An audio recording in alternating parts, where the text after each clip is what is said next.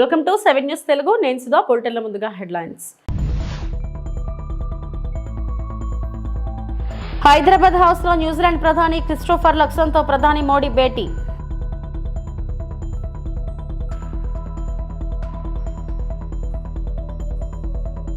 YCP హయాంలో ఉపాధి హామీ పనుల్లో 250 కోట్ల అవినీతి. ఆంధ్రప్రదేశ్ ఉప ముఖ్యమంత్రి పవన్ కళ్యాణ్.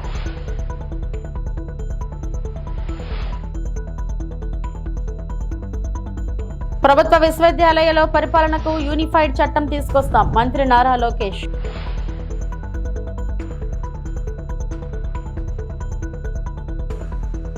రెండు 2026 జూన్లోగా పోలవరం పునరావాసం పూర్తి. జలవనరుల శాఖ మంత్రి నిమ్మల రామానాయుడు.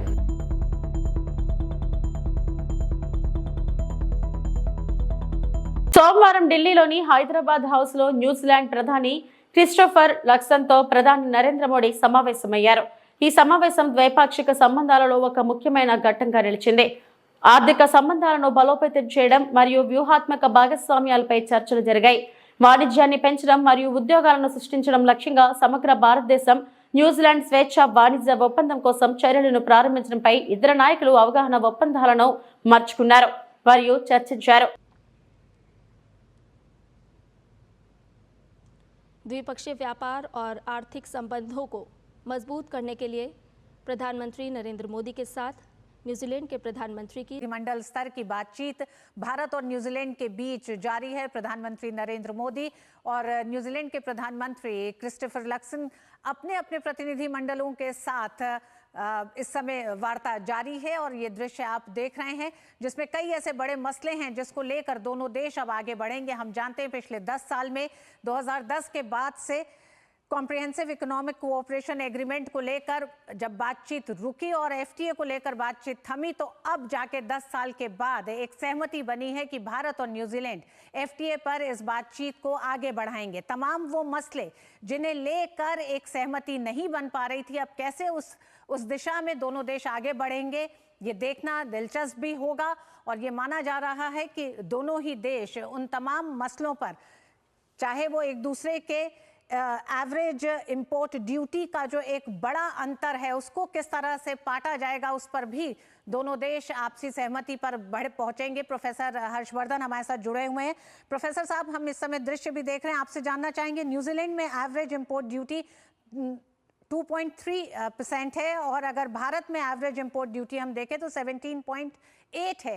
ऐसे में ये जो अंतर है इसे कम करते समय या इस पे बातचीत करते समय आप किस तरह से देखते हैं कि भारत पे क्या किसी तरह का दबाव पड़ेगा? और अगर खासकर हम बात करें डेयरी इंडस्ट्री की भारत की, जिसको लेकर किसी भी तरह का समझौता भारत करने को तैयार नहीं है, అమెరికా EU के साथ भी FTA को लेकर వైసీపీ హయాంలో ఉపాధి హామీ పనుల్లో అవినీతి గుర్తించామని మంత్రి పవన్ కళ్యాణ్ తెలిపారు.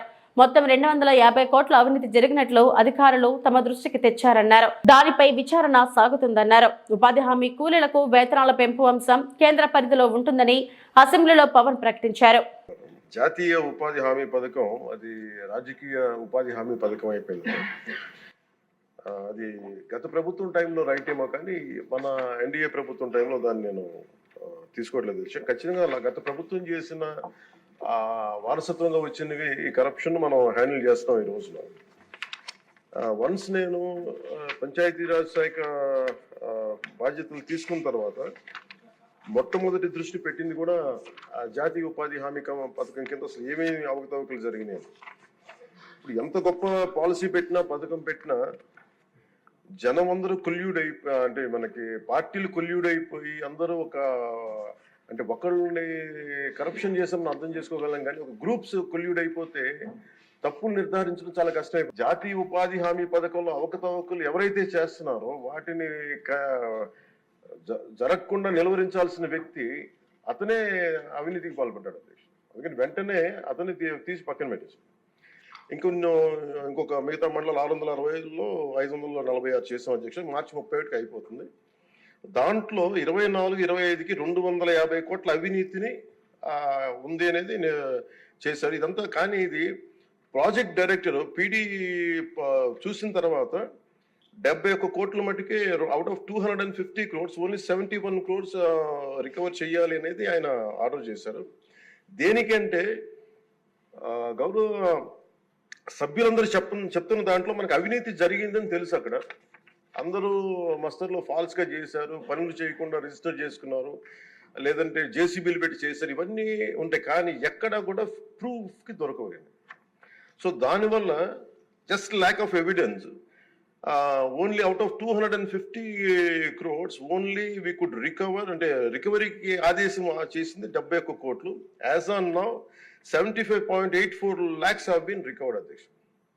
అంటే 250 కోట్ల అవినీతి జరిగిందని గుర్తింపబడింది, కానీ సరైన సాక్ష్యాధారాలు లేకపోవటం వల్ల ఓన్లీ 71 కోట్లకే రికవరీ చేయాలనేది ప్రాజెక్ట్ డైరెక్టర్ వాళ్ళ బాధ్యత అది. సో దాని నుంచి 75.84 లక్షలు యాజ్ ఆన్ చేశారు. ఇంకా still we have enough time అధ్యక్ష, కానీ దీన్ని ప్రతి చాలా లోతుగా దీన్ని చేస్తున్నాం. And we have a very good team which will take it forward. ఇంకా రెండు మీరు అడిగింది అధ్యక్ష, ఇందాక మన పార్థసారథి గారు అడిగింది మినిమం వేజ్ పెంచాలి ఇదనంటే, wage rate revision central government కింద ఇప్పుడు 25-26కి ఎంత పెంచాలి అనేది పోలీసులను వీఆర్ లో ఉంచడంపై శాసనమండలిలో చర్చ సాగింది. సభ్యుల ప్రశ్నలకు హోంమంత్రి అనిత సమాధానాలు ఇచ్చారు. గత ప్రభుత్వం పెద్ద ఎత్తున పోలీసులను వీఆర్ లో ఉంచిందని, వారికి జీతం కూడా ఇవ్వలేదని అనిత సభ దృష్టికి తీసుకొచ్చారు. పోలీసులను వీఆర్ లో ఉంచితే గతంలో 50% జీతం ఇచ్చేవారని, కక్షపూరితంగా గత ప్రభుత్వం పోలీసులను వీఆర్ కు పంపిందని అనిత అన్నారు. కూటమి ప్రభుత్వం మాత్రం పోలీసుల పట్ల సానుకూలంగా ఉన్నట్లు మండలిలో హోంమంత్రి ప్రకటించారు. ఇంతకు ముందు గవర్నమెంట్ లో కూడా అధ్యక్ష, కేవలం ఎవరైతే టీడీపీ సానుభూతి పరులని వాళ్ళు అనుకుంటారో, లేకపోతే వాళ్ళకి నచ్చినట్టుగా పని చేయకపోతేనే తీసుకొచ్చి వీఆర్ లో పెట్టిన సందర్భాలు కూడా చాలా ఉన్నాయి అధ్యక్ష. మనం అబ్జర్వ్ చేసుకుంటే అధ్యక్ష 2014 నుంచి 19 వరకు కూడా ఇందాక గౌరవ సభ్యులు అన్నట్టు ఎక్కడైనా వీఆర్ లో ఉండుంటే ఇంతకు ముందు 50% శాలరీ వచ్చేది అధ్యక్ష. కానీ లాస్ట్ 5 years నుంచి ఏం చేశారంటే వీఆర్ లో ఉన్న కాలంలో కనీసం వాళ్ళకి జీతాలు కూడా ఇచ్చిన పరిస్థితి అయితే కనిపించలేదు అధ్యక్ష. మేము అధికారంలోకి వచ్చిన తర్వాత, నేను హోమ్ మినిస్టర్ గా ఛార్జ్ తీసుకున్న తర్వాత, నేను అధికారుల నుంచి కూడా అసలు వీఆర్ లో ఎంతమంది ఉన్నారు, ఎన్ని సంవత్సరాల నుంచి ఉన్నారని లిస్ట్ నేను తెప్పించుకొని నేను చూశాను అధ్యక్ష.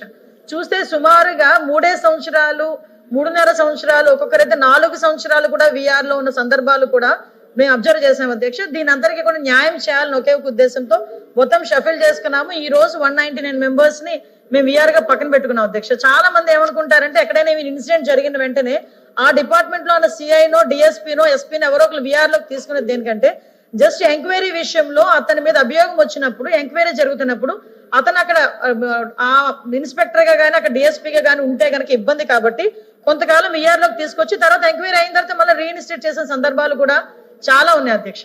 ఇందులో రాజకీయాలు కక్ష పెట్టుకోవాల్సిన అవసరం లేదు. ఎందుకంటే లా అండ్ ఆర్డర్ విషయంలోనే ఈ గవర్నమెంట్ చిత్తశుద్ధితో ఉంది. ఎట్టి పరిస్థితుల్లోనే కూడా వాటిని తీసుకునే పొజిషన్ కూడా లేదు అధ్యక్ష. ఇంకొక విషయం ఏంటంటే అధ్యక్ష, ఇది ఒక వెయిటింగ్ పీరియడ్ కింద మేము పెట్టుకుంటాం అధ్యక్ష. ఎందుకంటే ఒక వీఆర్ లో ఉన్న ఏ ఆఫీసర్ అయినా వెయిటింగ్ పీరియడ్ కింద పెట్టుకుంటాం. ఈ రోజుకి అధ్యక్ష మనం ఎవరికైతే మళ్ళీ తిరిగి రీఇన్స్టేట్ చేస్తామో, ఇన్స్టిట్యూట్ చేసిన వెంటనే ఏదైతే పెండింగ్ బిల్స్ ఉన్నాయో, పెండింగ్ శాలరీస్ ఉన్నాయో అవన్నీ కూడా ఒకేసారి ఇచ్చే పరిస్థితులు కూడా ఉన్నాయి అధ్యక్ష. ఒకేసారి కాకుండా ఎప్పటికప్పుడు శాలరీ ఇస్తే బెటర్ కదండి సార్. ఎప్పటికప్పుడు ఇవ్వడానికి అధ్యక్ష ఇక్కడ మీకు ఒక విషయం క్లారిటీ ఇస్తాను అధ్యక్ష. పోలీసుల్ని అలా పెట్టి శాలరీ ఇవ్వకపోతే ఎలా బతుకుతారు? అదే అధ్యక్ష. యాక్చువల్గా ఉపయోగం ఏంటి సార్, వీఆర్ లో ఉన్న వాళ్ళకి ఫస్ట్ నుంచి కూడా మన ప్రొసీజర్ ఏంటంటే ఒక హాఫ్ శాలరీ ఇచ్చేవాళ్ళం అధ్యక్ష. 2014 నుంచి 19 వరకు ఈ ప్రొసీజర్ నడిచింది అధ్యక్ష.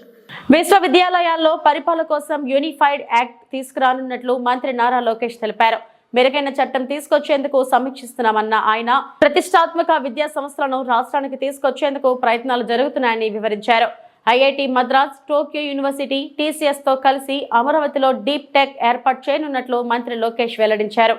అధ్యక్ష, గౌరవ సభ్యులు చెప్పినట్లు 2016లో ఆనాటి ప్రభుత్వం ప్రైవేట్ యూనివర్సిటీస్ ఎస్టాబ్లిష్మెంట్ కోసం ప్రత్యేక చట్టం తీసుకొస్తాం జరిగింది అధ్యక్ష.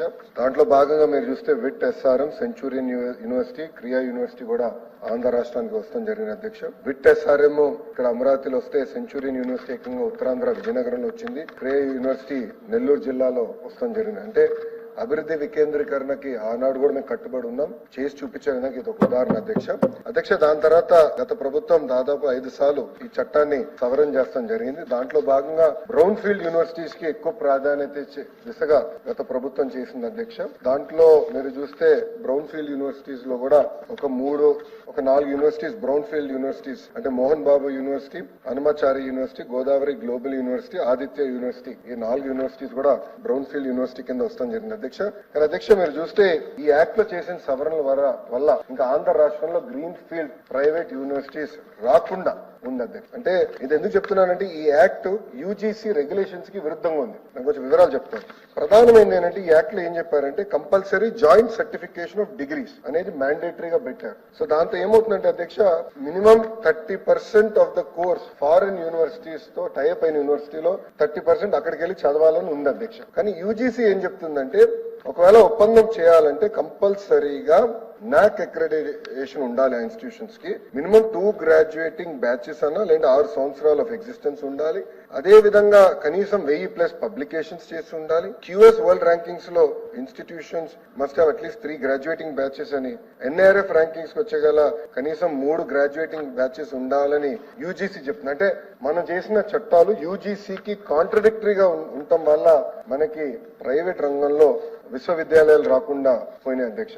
మనం చూస్తే మన జరిగిన ఎడ్యుకేషన్ దానిపైన కూడా మనం డిస్కస్ చేసాం. Gross enrolment ratio in higher education చూస్తే అధ్యక్ష ఆంధ్ర రాష్ట్రం 36.5% ఉంది. కానీ తమిళనాడు 47%, కేరళ 41.3% ఉంది. ఇదొక ఫోకస్డ్ గా పెట్టుకుని మేము ముందర తీసుకెళ్లే లక్ష్యంతో చేస్తున్నామని ఆనాడు చాలా స్పష్టంగా ఎడ్యుకేషన్ రిఫార్మ్స్ కూడా నేను చెప్తాం జరిగింది అధ్యక్ష. ఇక్కడ చాలా గౌరవ సభ్యులు అడిగారు 35% సీట్లు ఏదైతే ఉందో అది క్లియర్ గా ఎప్సెట్ ద్వారా అది ఫిల్ అవుతాం జరుగుతుంది. మిగతా 65% సీట్లు విద్యార్థులందరూ వాళ్ళ మెరిట్ ప్రకారం అంటే లోకల్ గా వాళ్ళు పెట్టుకున్న ఏదైతే ఎగ్జామ్స్ ఉందో దాని ప్రకారం ఫిల్ చేస్తాం జరుగుతుంది. 2026 జూన్ లోగా పోలవరం నిర్వాసిత కాలనీలు పూర్తి చేయాలని లక్ష్యంగా పెట్టుకున్నట్లు జలవనరుల శాఖ మంత్రి నిమ్మల రామానాయుడు చెప్పారు.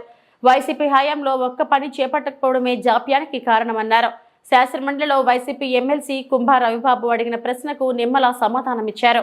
అదేవిధంగా ఏదైతే 41.15 మీటర్స్ నుంచి 45.72 మీటర్స్ కాంటూర్ వరకు చూసినట్లయితే 6 మండలాల్లో 132 రెవెన్యూ గ్రామాల్లో 201 శివారు గ్రామాలు మొత్తం 58,600 నిర్వాసితుల కుటుంబాలను ఐడెంటిఫై చేయడం అధ్యక్ష. ఈ రకంగా అప్ టు 45.72 వరకు మొత్తం చూసినట్లయితే 96,660 కుటుంబాలను ఐడెంటిఫై చేయడం జరిగింది అధ్యక్ష. మరి ఇందులో ప్రధానంగా మనం చూసినట్లయితే మరి ఏదైతే ఈ యొక్క 41.15 అంటే ఏదైతే ఫస్ట్ ఫేజ్ కింద 41.15 మీటర్స్ మనం చూసినట్లయితే 38,060 నిర్వాసితుల కుటుంబాలు అని చెప్పాం. ఈ 38,060 కుటుంబాలకి ఇప్పటి వరకు చూస్తే 19,794 మందికి 66 ప్యాకేజీ అందినటువంటి పరిస్థితి అధ్యక్ష. ఇందులో కూడా ఏదైతే 9,212 గిరిజన కుటుంబాలకి 575.11 కోట్లు, అదేవిధంగా 10,582 గిరిజనేతరుల కుటుంబాలకు 1,203 కోట్ల రూపాయలు మొత్తం. మరి టోటల్ గా చూసినట్లయితే ఈ 575 ప్లస్ ఈ యొక్క 10,582 గిరిజనేతరులకు కలిపి 1,203 కోట్ల రూపాయలు R&R నగదు ఇప్పటి వరకు కూడా ఈ యొక్క ఫస్ట్ ఫేజ్ కు సంబంధించి మరి 41.15 మీటర్ల వరకు కూడా అందించడం జరిగింది అధ్యక్ష.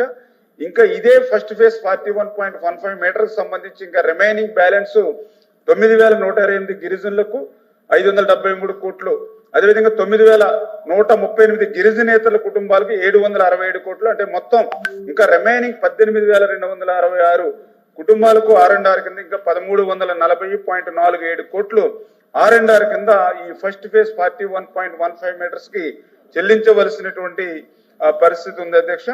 ఇందులో భాగంగా ఏదైతే ఈ యొక్క 38,060 నిర్వాసితుల కుటుంబాలు ఏవైతే ఉన్నాయో ఇప్పటి వరకు 12,797 కుటుంబాలని తరలించడం జరిగింది. ఇంకా 25,263 కుటుంబాలని ఇంకా తరలించవలసి ఉందని చెప్పేసి మీ ద్వారా సభకు తెలియజేస్తున్నాను అధ్యక్ష. ఇంకా ఏదైతే ఈ యొక్క నిర్వాసితుల్ని మనం తరలించాలని అంటే ఖచ్చితంగా వాళ్ళందరికీ కూడా ఏదైతే కాలనీలు మనం నిర్మాణం చేయవలసిన అవసరం ఉంది అధ్యక్ష. అందులో భాగంగానే ఏదైతే ఈ యొక్క నిర్వాసితులకు సంబంధించి మరి మొదట్లో మనం సర్వే చేసినప్పుడు 20,946 కుటుంబాలను ఐడెంటిఫై చేయడం జరిగింది అధ్యక్ష. తర్వాత మళ్ళీ కొత్తగా రాడార్ సర్వే చేస్తే ఇంకా అదనంగా 17,117 ఐడెంటిఫై చేయడం జరిగింది అధ్యక్ష. ఇందులో మొదటి సర్వే చేసినటువంటి 20,946 కుటుంబాలకు గాను 75 కాలనీల్ని ఆ రోజు మనం ఐడెంటిఫై చేసి నిర్మాణం మరి ప్రారంభించడం జరిగింది. అందులో 26 కాలనీలు పూర్తి చేయడం జరిగింది. విజయవాడ కనకదుర్గమ్మను రాబిన్ హుడ్ చిత్ర బృందం దర్శించుకుంది. ఆలయానికి వచ్చిన హీరో నితిన్, దర్శకుడు వెంకీ కుడుమల, నిర్మాత రవిశంకర్ ను దేవస్థానం అధికారులు స్వాగతం పలికారు. దుర్గమ్మ దర్శనం అనంతరం అర్చకులు వేద ఆశీర్వచనం చేసి లడ్డు ప్రసాదం, అమ్మవారి చిత్రపటాన్ని వారికి అందించారు. రాబిన్ హుడ్ చిత్రం విజయవంతం కావాలని దుర్గమ్మను వేడుకున్నట్లు హీరో నితిన్ తెలిపారు. ఈ నెల 28న ప్రపంచవ్యాప్తంగా చిత్రం విడుదల కానున్నట్లు వెల్లడించారు.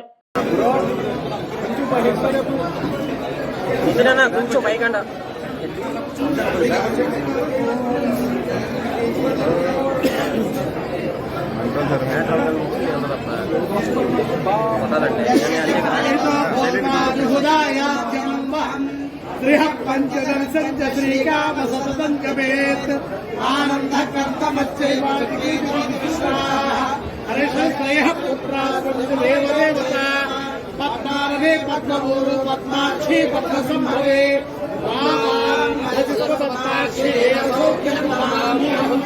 అశ్వదాయి గోదాయి ధనదాయి మహాధరే ధనపేక్షాదేవి పుత్రపౌత్రం ధనం ధాన్యం విగోరదం అగ్నిర్వసుభవ ఆదిత్యాయుర్భవ విష్ణుశ్రీవాభవ బ్రహ్మరాయుర్భవ ఆయురాయుర్భవ ధాన్యం దీర్ఘమాయు. తెలుగు చలనచిత్ర ఉత్తమ కథానాయక పురస్కార యోగితా ప్రాప్తి శేష జీవితానంద జీవితా ప్రాప్తి పుత్ర పౌత్ర చంద్ర గోత్రాభివృద్ధి సకల కార్య విజయోస్తు.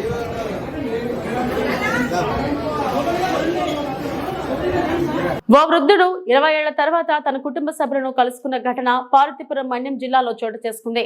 కలెక్టర్ శ్యాంప్రసాద్ వృద్ధుడిని కుటుంబ సభ్యులకు అప్పగించారు. అప్పారావు అనే వ్యక్తి 26 ఏళ్ల క్రితం చెన్నై రైల్వే స్టేషన్ లో తప్పిపోయినట్లు వారి కుటుంబ సభ్యులు తెలిపారు. తప్పిపోయిన అప్పారావు ఓ వ్యవసాయదారుని వద్ద గొర్రెల కాపరి పనికి బ్రాండ్ లేబర్ గా చేరారు. తిరిగి కుటుంబ సభ్యులను కలుసుకోలేకపోయారు. జనవరిలో తమిళనాడుకు చెందిన అధికారుల బృందం వివరాల సేకరణలో అప్పారావు విషయం బయటపడింది. కలెక్టర్ శ్యాంప్రసాద్ కుటుంబ సభ్యుల గురించి వాకబు చేసి అప్పారావును ఆయన కుమార్తె సాయమ్మకు అప్పగించారు. అప్పారావును బాండే లేబర్ గా ఉపయోగించుకున్న రైతు నుంచి 2 లక్షలు తమిళనాడు ప్రభుత్వం వసూలు చేసింది.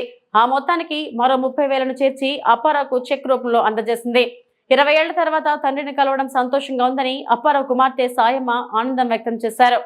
ఇతనికి ముందు ఆధార్ కార్డు చేయిస్తామమ్మా. ఆధార్ కార్డు చేయిస్తాము, తర్వాత రేషన్ కార్డులో కూడా ఇతర పేరు యాడ్ చేస్తాము. తర్వాత సొంత ఇల్లు ఉంది కదా మీకు? సొంత ఇల్లు ఉందా? లేదంటే ఇల్లు కావాలంటే ఇల్లు మంజూరు చేయొచ్చు. స్థలం ఏమైనా చూసి స్థలం ఉంది కదా. వ్యవసాయం ఏమైనా ఉందా? వ్యవసాయం ఉంది.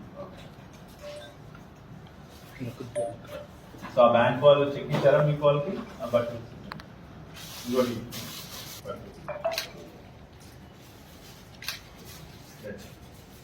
గవర్నమెంట్ ఇప్పుడు మాట్లాడి ఇంకా మన వైపు నుంచి ఏదైనా ఉంటే అది కూడా ఇవ్వడం. ఓకేనమ్మా? డాడీని బాగా చూసుకోండి, మీ నాన్నగారిని. ఓకే. అండ్ ఒక షీప్ యూనిట్ కూడా మనం ఐటీడీఏ ద్వారా షీప్ యూనిట్. చాలా సంతోషంగా ఉంది. చాలా సంతోషంగా ఉంది మిమ్మల్ని కలవడం. మీ ఫోటో ఒకటే చూసావా? మీ ఫ్యామిలీ మెంబర్స్ ఎవరు ముందు కనిపెట్టలేకపోయాం, కానీ తర్వాత ఫైనల్ గా మీ అమ్మాయి రావడం, ఇతను రావడం మాకు చాలా సంతోషం అనిపిస్తుంది. ఏమి ఇబ్బంది లేదు, ధైర్యంగా ఉండండి. ఓకేనా? హ్యాపీగా ఉండండి. రైట్ అమ్మా. ఇంకా వీరు కోరాపట్ జిల్లా ఆలమంట ప్రాంతానికి చెందినటువంటి వాళ్ళు. ఒక 15-20 ఏళ్ళ క్రితం మీరు తమిళనాడు వెళ్ళి అక్కడ అనుకోకుండా ట్రైన్ దిగి అక్కడ ఒక ఇంట్లో ఒక ఫార్మర్ దగ్గర బాండెడ్ లేబర్ గా ఉండిపోయారు. So district task force Tamil Nadu 31/1/2025న ఒకసారి జరుగుతున్నప్పుడు రైడ్స్ చేస్తున్నప్పుడు ఇతను తన వివరాలన్నీ కూడా వారికి చెప్పడం జరిగింది. పార్వతీపురం జిల్లా సీతానగరం అని మొదట చెప్పారు, తర్వాత జిఎం వలస అని చెప్పారు. తర్వాత మన ఇక్కడ లోకల్ స్థానిక మీడియా, సోషల్ మీడియా అన్నింటిలో కూడా అతని వివరాలు ప్రెస్ మీట్ ద్వారా చెప్పడం జరిగింది. సో చాలా మంది ఇతని యొక్క వివరాల కోసం చాలా చోట్ల తిరిగారు. అండ్ సోషల్ మీడియాలో కూడా చాలా మంది వైరల్ కూడా చేయడం జరిగింది. అండ్ ప్రముఖ పత్రికల్లో కూడా వార్త కూడా ప్రచురించడం జరిగింది. తర్వాత వారి కూతురు పేరు సాయమ్మ గారు వచ్చి రావడం జరిగింది. మన డోకిశిలా పంచాయతీ దగ్గర ఉంటారు వాళ్ళు, నిమ్మకాయ వలస. సో వారు వాళ్ళ ఫాదర్ని గుర్తుపట్టారు. చిన్నప్పుడు చూసిన అతని యొక్క ఫోటో కూడా తన దగ్గర ఉంది. సో వెంటనే మన ఒక వెహికల్ ద్వారా అక్కడ కలెక్టర్తో మాట్లాడి వీరిని తీసుకురావడం జరిగింది. వారు అల్లుడు కూడా ఉన్నారు. అండ్ వారు రీయూనైట్ అవ్వడం, కలవడం చాలా సంతోషంగా ఉంది.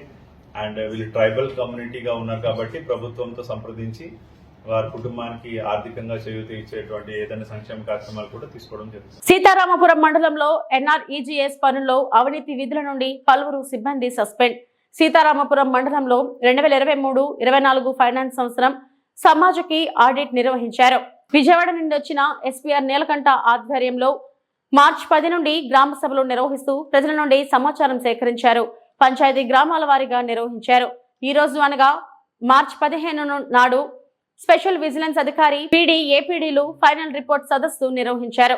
అందులో 8,70,00,000 పనులకు గాను 30.52 లక్షల రూపాయలు లెక్కల్లోకి లేదు. అందుకు సంబంధించిన APO, FAలు 6, సీనియర్ మేట్ 1 కంప్యూటర్ ఆపరేటర్లు 2 పైన సస్పెండ్ అయినట్లు స్పెషల్ విజిలెన్స్ అధికారి విజయలక్ష్మి తెలియజేశారు. చేయించాల్సిన బాధ్యత TL పైన, FAL పైన ఉంది, APO పైన, మొత్తం స్టాఫ్ పైన. కానీ ఆ విధంగా అయితే ఇక్కడ జరగలేదు.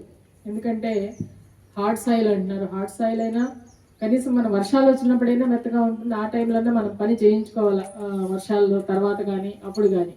ఆ రీజన్ పెట్టి మనం మన మెజర్మెంట్స్ ప్రకారం పేమెంట్ ఇవ్వాలని ఉంది, కానీ వర్కర్స్ అటెండ్ అయినంత మాత్రం పేమెంట్ చేయాలని ఎక్కడ రూల్ లేదు. కాబట్టి ఈ మెజర్మెంట్ డీవియేషన్స్కి పూర్తిగా బాధ్యత వహించాల్సింది EC అండ్ TS అండి. అట్లాగే మస్టర్స్లో డూప్లికేట్ జాబ్ కార్డ్స్, ఎందుకంటే మనం శానిటేషన్ ఆఫ్ జాబ్ కార్డ్స్ కోసమని నవంబర్, డిసెంబర్లో మనము ఒక డ్రైవ్ చేయించి ప్రతి గ్రామ పంచాయతీలను కూడా ఒకే ఇంట్లో, అంటే 100 రోజులే మనం పని ఇస్తాం కాబట్టి 100 రోజులు దాటి పని యాజ్ పర్ 100 రోజులు ఉపాధి హామీ అనేది 100 రోజులు, అంటే అన్ సీజన్లో రైతులు పని లేనప్పుడు వాళ్ళు పని లేకుండా వాళ్ళకి ఆదాయం లేకుండా ఉంటుంది కాబట్టి ఈ పని ఇస్తాం. ఆ విధంగా కాకుండా 100 రోజుల కంటే కొంతమందికే 100 రోజుల కంటే ఎక్కువగా ఇవ్వడం అనేది నేరం. 100 డేస్ కంటే ఎక్కువ అంటే ఆ ఇంట్లో 2 జాబ్ కార్డులు ఇవ్వడం, 3 జాబ్ కార్డులు ఇవ్వడం అనేది గుర్తించడం జరిగింది. అవంతా కూడా రికవరీ పెట్టడం జరిగిందండి. ఎందుకంటే ఇది తెలిసే FA తెలుసు ఆ ఇంట్లో 2 కార్డ్స్ ఎందుకు ఉన్నాయనేది. అట్లా ఇవ్వడం అనేది జరగకూడదు.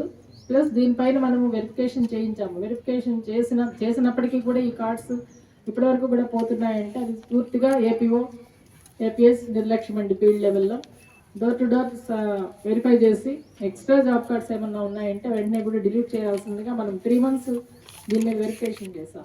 ఇక్కడ కొన్ని పంచాయతీల్లో ఎక్కువగా ఈ డబుల్ జాబ్ కార్డ్స్, ఒకే ఇంట్లో 3 జాబ్ కార్డ్స్ అట్లాంటివి రావడం జరిగింది. ఆ జాబ్ కార్డ్స్ని ఇప్పుడు వెంటనే డిలీట్ చేసి ఒకే కార్డులో ఒక కుటుంబాన్ని యాడ్ చేయమని చెప్పడం కూడా ఇన్స్ట్రక్షన్స్ ఇవ్వడం జరిగిందండి. ఈ రికార్డ్స్ పరంగా చూస్తే అసలు ఫీల్డ్ అసిస్టెంట్స్ కానీ, TAలు కానీ, COలు కానీ, CO అనేవాడు అకౌంటెంట్, రికార్డ్ మెయింటెనెన్స్ అనేది records audit team hand over చేసినప్పుడు రికార్డ్ వెరిఫై చేసుకుని ఒకసారి చెక్ చేసుకుని ఇస్తాం. అట్లాంటి వెరిఫికేషన్ అనేది జరగలేదు. పూర్తిగా నిర్లక్ష్యం అండి. APO నుంచి CO వరకు కూడా, TL కానీ రికార్డు, FAL కూడా ఈవెన్ వర్క్ జరుగుతున్నప్పుడు ఫొటోస్, ఎందుకంటే డైలీ మనం ఫొటోస్ తీస్తాము, అప్లోడ్ చేస్తాము. అదేవిధంగా ఎస్టిమేట్ వేసినప్పుడే ముందు ఫీల్డ్ ఏముందనేది ఫోటో తీస్తాము, వర్క్ జరుగుతున్నప్పుడు ఫోటో, కంప్లీట్ అయిన ఫోటో పెట్టాల్సిన అవసరం బాధ్యత వీళ్ళపైన ఉంది. అది కూడా పెట్టలేదు. దీనికి పూర్తిగా నిర్లక్ష్యం ఈ యొక్క స్టాఫ్ అందరిపైన ఉంది. ఇది ఫ్యూచర్లో జరగకూడదు. ఈ విధంగా జరగడానికి కూడా ప్రతి పంచాయతీలోని కూడా అవేర్నెస్ మీటింగు, బేసికర్స్తో కూడా ఒక మీటింగ్ ప్రతి గ్రామంలోని కూడా ఈ విధంగా కొలతల ప్రకారమే పని ఇవ్వడం జరుగుతుంది. అటెండెన్స్ వేస్తేనే పని ఇవ్వరు అనేది అవగాహన కల్పించి ఎంత కొలత వస్తుందో దానికి 300 రూపాయలకి వాళ్ళ దగ్గర వర్క్ టర్న్అవుట్ చేయించుకోవాల్సిన బాధ్యత పూర్తిగా టెక్నికల్ అసిస్టెంట్స్, FAL పైన, APO పైన ఉందండి. కాబట్టి దీనికి పర్యవసానంగా నెక్స్ట్ ఒక 15 daysలో ఈ అన్ని గ్రామ పంచాయతీల్లోని కూడా గ్రామ సభలు జరిపించి పంచాయతీ సెక్రటరీ కానీ, వేస్ట్ సీకర్స్ ద్వారా technical assistants, field assistants, APO ఈ యొక్క అవేర్నెస్ అయితే కల్పించాల్సిన బాధ్యత ఉంది అని నాకు ఈ యొక్క ఆడిట్ ద్వారా పూర్తి అవగాహన అనిపించింది.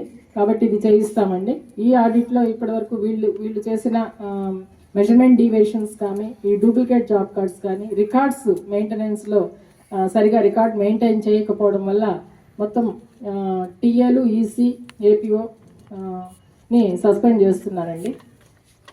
అట్లా FAS డూప్లికేట్ జాబ్ కార్డ్స్ విపరీతంగా, అసలు డూప్లికేట్ జాబ్ కార్డ్స్ అనే కాదు, అసలు ఫైలింగ్లో పూర్తి బాధ్యత వహించాల్సింది గ్రామ పంచాయతీకి సంబంధించి ఫీల్డ్ అసిస్టెంట్స్ వర్క్ ఫైల్ అనేది వర్క్ ఫైల్లో పూర్తి సమాచారం, ఎందుకంటే రిజల్యూషన్ లేని ఏ వర్క్ కూడా శాంక్షన్ పంపించలేరు వీళ్ళు. నాకు మేము కూడా కలెక్టర్ గారు శాంక్షన్ తీసుకోలేము, కానీ అసలు అవి ఫైలింగ్లో పెట్టడానికి కూడా వీళ్ళు అంత నిర్లక్ష్యం వహించారు.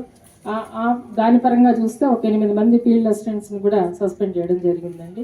రికవరీకి ఏపీలో జరుగుతున్న 10th పబ్లిక్ పరీక్షల వేళ విద్యార్థులు టెన్షన్ పడద్దని వెంకటగిరి ఎమ్మెల్యే కురుగొండ్ల రామకృష్ణ సూచించారు.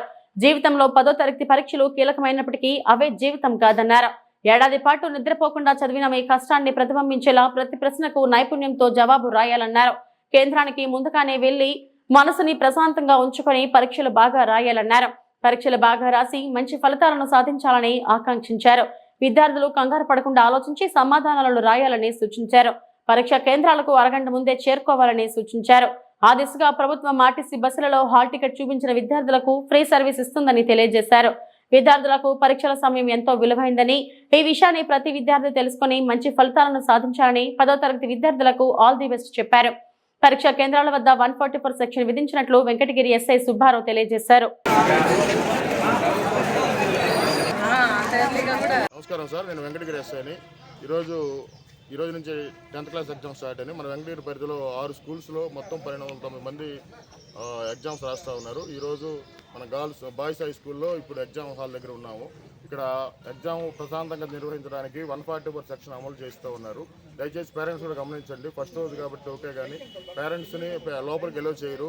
గేట్ దాటి లోపలికి రాకూడదు. వెహికల్స్ అడ్డదిడ్డంగా పెట్టబాకండి. ఏమైనా అంబులెన్సులు అట్లాంటివి రావాలన్నా ఇబ్బంది అయిపోతుంది. దయచేసి పిల్లలు ప్రశాంతంగా ఎగ్జామ్ రాసేలాగా అందరూ కోఆపరేట్ చేయండి. నమస్కారం సార్.